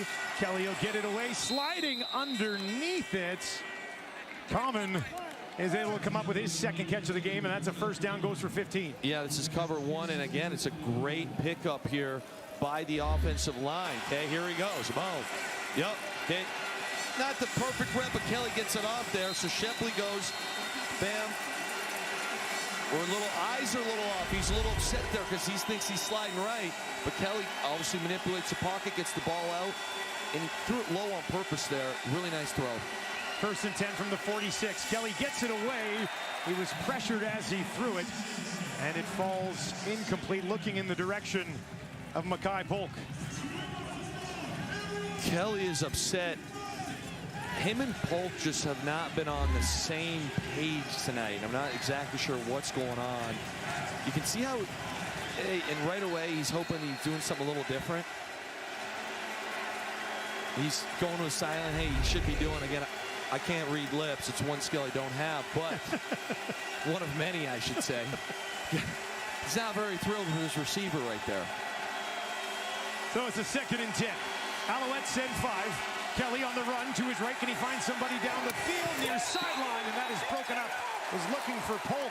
Covered well by Lorenzo Burns. And Haggerty will trot onto the field to punt this away for the Argos. Again, it's a decent job here by the offensive line. You get pressure, but look at the time. Like, we didn't really need to get flush. I think we saw maybe a bit of a flop in there. Yeah, I think we were looking for a flop inside, or I don't know what that action was by the Alouettes defensive lineman, but I get it. We're grinding. We're trying to get any penalty yards we can. Any inch you can work with. That one is Kicked into the night sky. Brooks takes it just inside the 25. He's got nowhere to tonight as well on Friday Night Football. Montreal has the ball, just over 7 to go. They lead by 1. They'll give it to Tice. And eventually the Argos will stop him in his tracks. Ojo, among others, in on the tackle for that Toronto defense. I'll tell you, I was a bit worried. There's not a ton of experience on this Argos defensive line coming into this game. And they certainly have quieted me because they're grinding in there. Those 4 guys, they may be a bit young, might be maybe not the most proven defensive line, but they have played their tails off tonight and have really played against a physical front as well. They've got 3 down linemen. They'll send 4. Alexander, deep drop, now rolling out to his right. Can't find anybody just yet. Now he'll gun it in there. Tight end, what a throw! Oh my goodness! It's Sneed on the receiving end of another dart from Davis. I know I keep singing this guy's praises. I've never met the guy.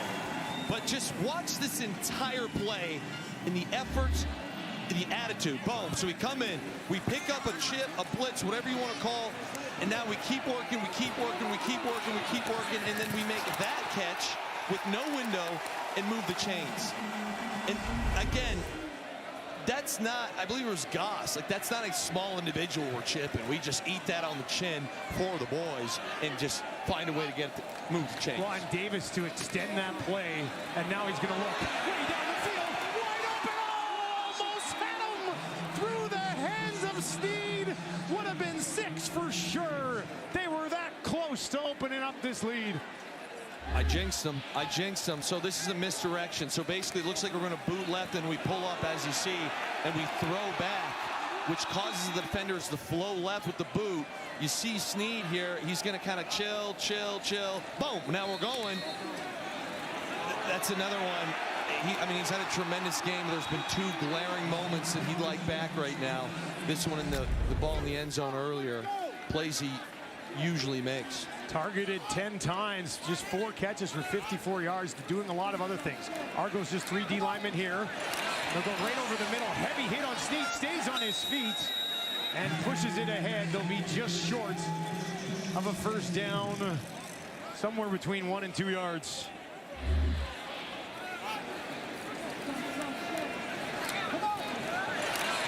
Ooh, Pickett.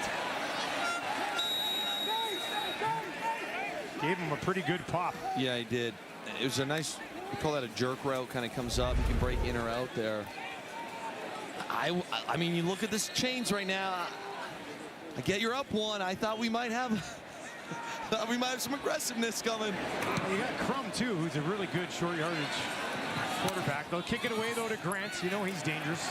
They'll push it back up, and they'll contain him very well after a 46-yard kick. Chad Kelp.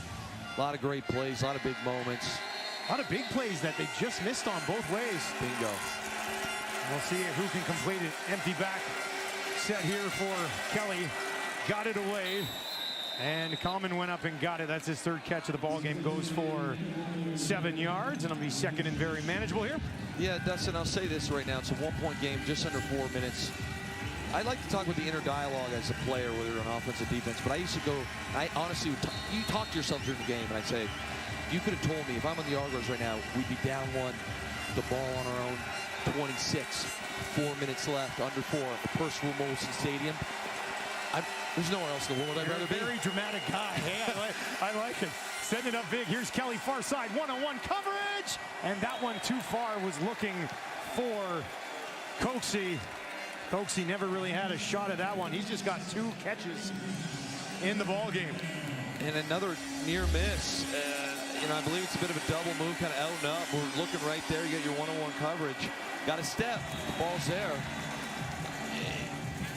I would say, going back to the being dramatic, I mean, as a player, you kind of got to be. Does it help your focus? I just would think, like, where else would I rather be? And again, I'm an offensive guy, but going on right now. Henry has it blocked. It's going to bounce in the end zone, and the race is on. Who's going to get there? Montreal. They hop on the ball. Special teams gets the job done for the Alouettes. Touchdown, and the place goes crazy. We got to this one, Dusty, because this looks like it comes right up the middle. Right up the middle. We said a big play was going to do it. We got our big play. There it is.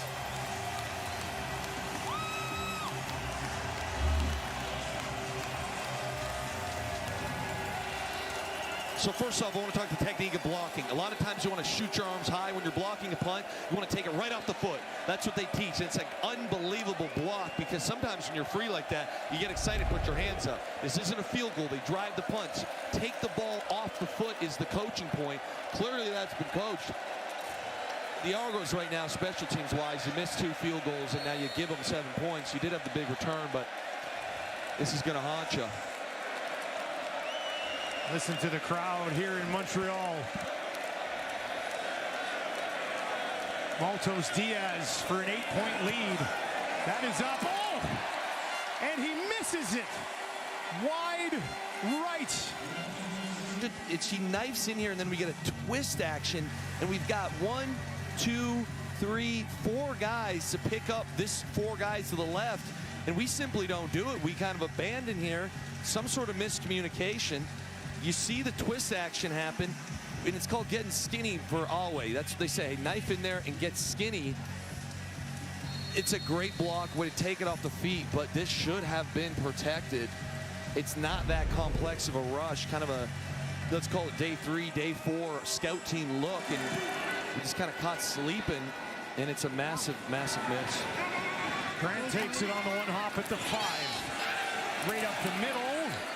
And he's going to be wrapped up at the 30. And what a game it has been. Let's go to Wilson's game ball. Oh. What do you got tonight? Well, there's been a lot of people that could potentially get it, but I'll be honest, as much as there's been a few misses, I'm going to both QBs. Like, these guys have battled. It's been grit. The yardage is crazy. There has only been 1 interception. Davis Alexander right now is sitting at 385 yards in a tutty, and he's making plays off schedule, on schedule. And Chad Kelly, in the same breath, is sitting at 351 yards, 2 TDs, and climbing, as we see right here. Here's Kelly, far side, looking for Polk. Watched by Sutton, and it's incomplete. You know, just based off the 2 or 3 deep shots that were so close, these guys were bordering on 500-yard games with some of the air yards that they were throwing up there. They really were. Here's another one there. It's kind of a roll action. We got a guy on the flat, but I like the leverage on the corner. We got to put that ball kind of right onto the sideline. I do think these things will come as the season progresses for Chad Kelly and the Argos. New coaching staff for the most part. Quarterback that hadn't played in almost 600 days. And they need to find 7 here in Montreal. Kelly over the middle, and that is broken up. Burns was all over Coxie, and he couldn't hang on, and now the Argos will kick it away with 2.5 to play. They brought a ton of heat, and again, it's picked up well. Just whether it's the concept, but not really the throw you want there on 2nd and 10. Going back to the inner dialogue, though, Dusty, I love talking inner dialogue. There's nothing better. I'm telling you, there's nothing better on planet Earth as an offensive guy. Getting the ball back, being up late in the game, and trying to end the game on offense. Go seal it away on offense. It's the greatest feeling you can get. Here's Brooks. He's got a little bit of room. Far side, pushing ahead. The ball's out, and the Argos have it. What is happening? Slook is able to come up with it, and Toronto takes over right at midfield. What a turn of events. This is the Bruce Lee 6-inch punch. That's what we used to call it. The Bruce Lee 6-inch punch. Peanut Tillman, the NFL, made it popular. We said it came from Bruce Lee. Watch this here. Okay, here we go. Ball's out. Looks like it's going to be a big play. Little just 6-inch punch, right? Boom, got him. You see it. Okay, and again, we used to play these things in our team meetings of Bruce Lee breaking boards. Okay, that's the kind of force one. Bing, got him. Oh my goodness, I love that. It's the little things, and this game just flipped back on its head. Owen Goss doing his best Bruce Lee impression. We used to watch the Bruce Lee videos, Dustin. I'm not kidding. Sounds like a great practice. So Toronto gets it back midfield, of course. 2:18 to go. Kelly bobbles a snap, picks it up, deep drop, still has time. On the run to his right, can he get away? No, they'll take him down. Oh, Mustafa Johnson got him, and he wouldn't let go.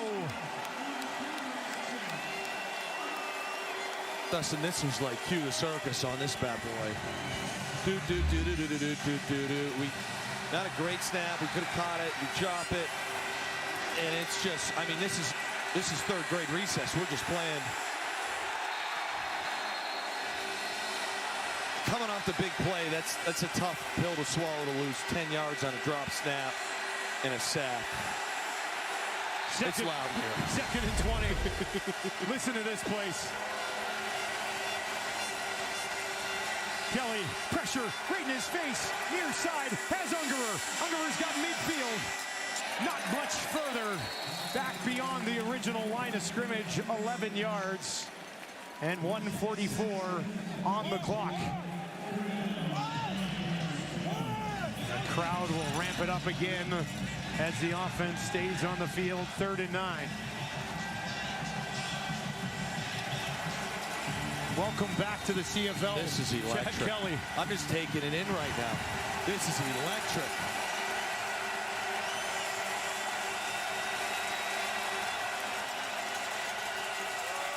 .90 seconds to play. Kelly looks to his left, throws in that direction. Almost intercepted.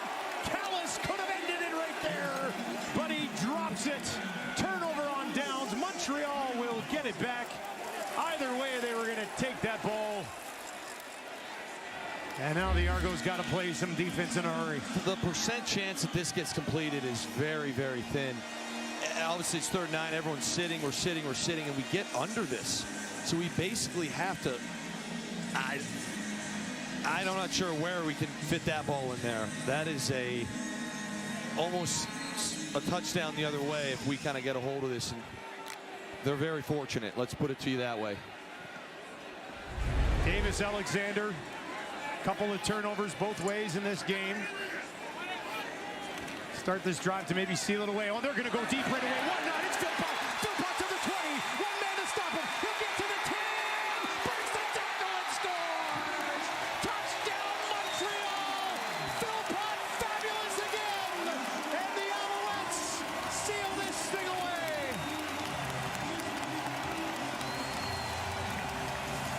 I mean, listen to this building, Dustin, and we've been talking about it. Hey, where's been the aggression?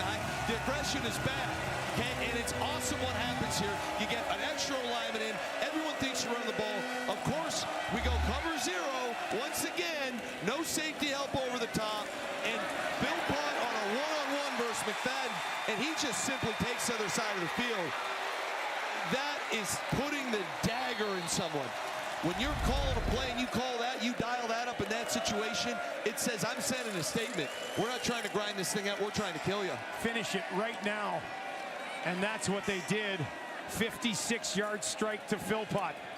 Maltos Diaz knocks it home. And Montreal leads 37-23. Davis Alexander, a new career high 441 passing yards to go along with the touchdowns. So here he is right here. You see it with the waggle, which is perfect. Okay, we're just going to let this thing run. He's just a foot race. Boom. Okay, a little step and we get flat. And Davis can throw him as flat as he wants because, again, there's no one else over there. You have the whole field. So as much as you want to dog McFadden, that is a tough place to be put in, especially if you don't get the sack. I just like the brass it takes to make that play call, because if something doesn't go right, you know, or it's an incompletion, the clock stops, you're sitting at 2nd and 10, you're giving Chad Kelly another shot. You trust your guy, you trust your star. Too easy, too easy.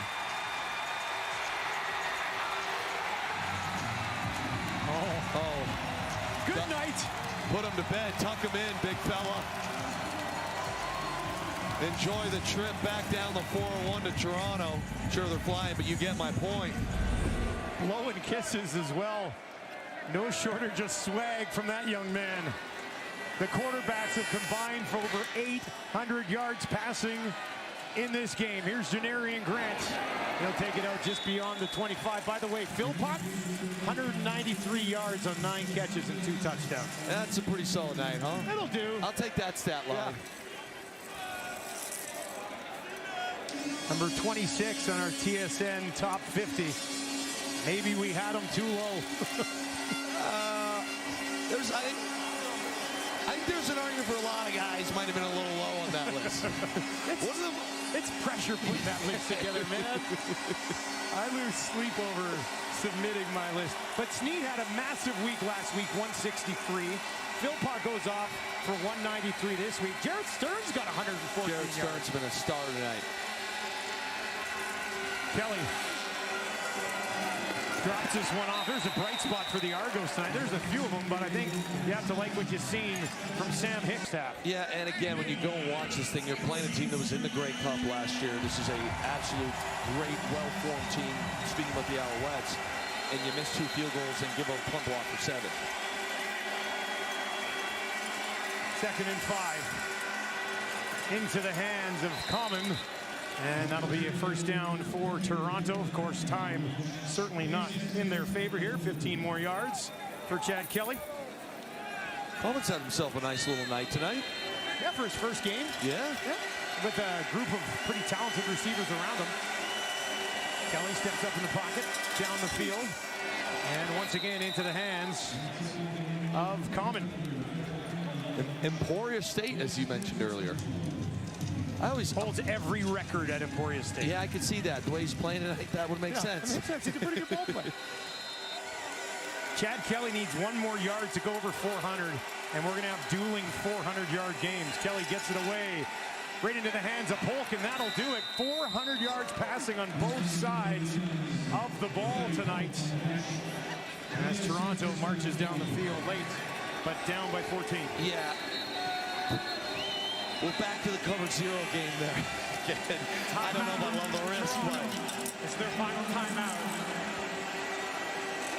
Argos will call the timeout.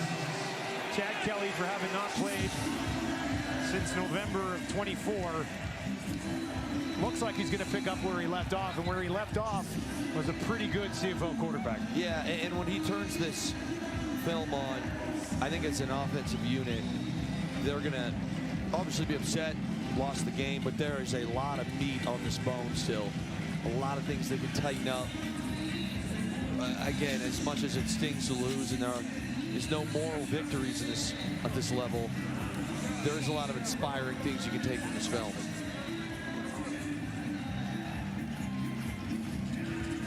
These two teams will not meet again until the final week of the season. So we got to wait the whole year before these two teams go at it once more. That is crazy. Pretty wild. That is kind of crazy. I was just looking at scouts. I was like, wow, they don't play again until the final week of the season.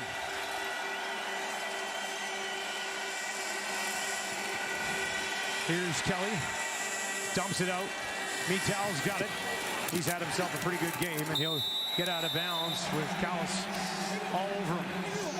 18 seconds left in this one.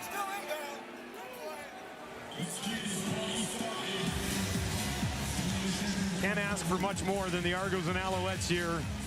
No, week 2. It's been a special night. I always kind of get a chuckle right now. Obviously, you're going to try and score a touchdown here, tighten this thing up a bit. When you're a play caller, whose number do you call right now? Generally speaking, I always felt like it was your favorite player. Like the dude, you're like, I don't know if he's going to get a ton. Your best buddy. Yeah, but I'll try and get him one here. Kelly, far side, drops it in there. Ungerer, who has one tonight. And Davis Alexander is going to remain perfect in the regular season. 13-0. He's got another, I believe, another quarterback on his QB graveyards. Another quarterback that he's beat. Kelly and the Argos. 10 seconds left. On the run to his right, finds a man, and they'll find the end zone. And it's Tyler Common. First time into the end zone in his Canadian Football League career. Nice little job here by Kelly extending the play. Again, this is Bowman. We're looking left. Pressure, pocket collapses again. I wouldn't put down the O-line. Common finds a little athletic jump there, finds a little window. I got to say, you know, the Alouettes found another way. This time it was special teams. Last week it was the forced fumble, the pick six. That's what I said. It's in their DNA, like finding a way. I mean, every team wants their identity to be finding a way. But I truly believe that with Montreal. That's just kind of how they're built. And what's scary about it is when they get a little, more smooth. There are a few plays they probably wish they had made tonight. That's when this team is really rolling. And they're also out there starting running back. Yeah. A pretty good player. Yeah, Stevie Scott will do. But yeah. And he's a different type of back. Yes. Than Tice, right? And then you can have a real good thunder and lightning sort of punch back there. But, Jason Moss, we can sit here and praise the Alouettes. He's also going to tell us next time we chat with him that, hey, we don't want to be coming from behind in the fourth quarter all the time, right? Totally. Yeah, it's great that you can do it, but they don't want to do that all the time. Yeah, I don't think this is exactly how he wants. Does he look super happy right now? No, he does not. Exactly how he drew it up, not really.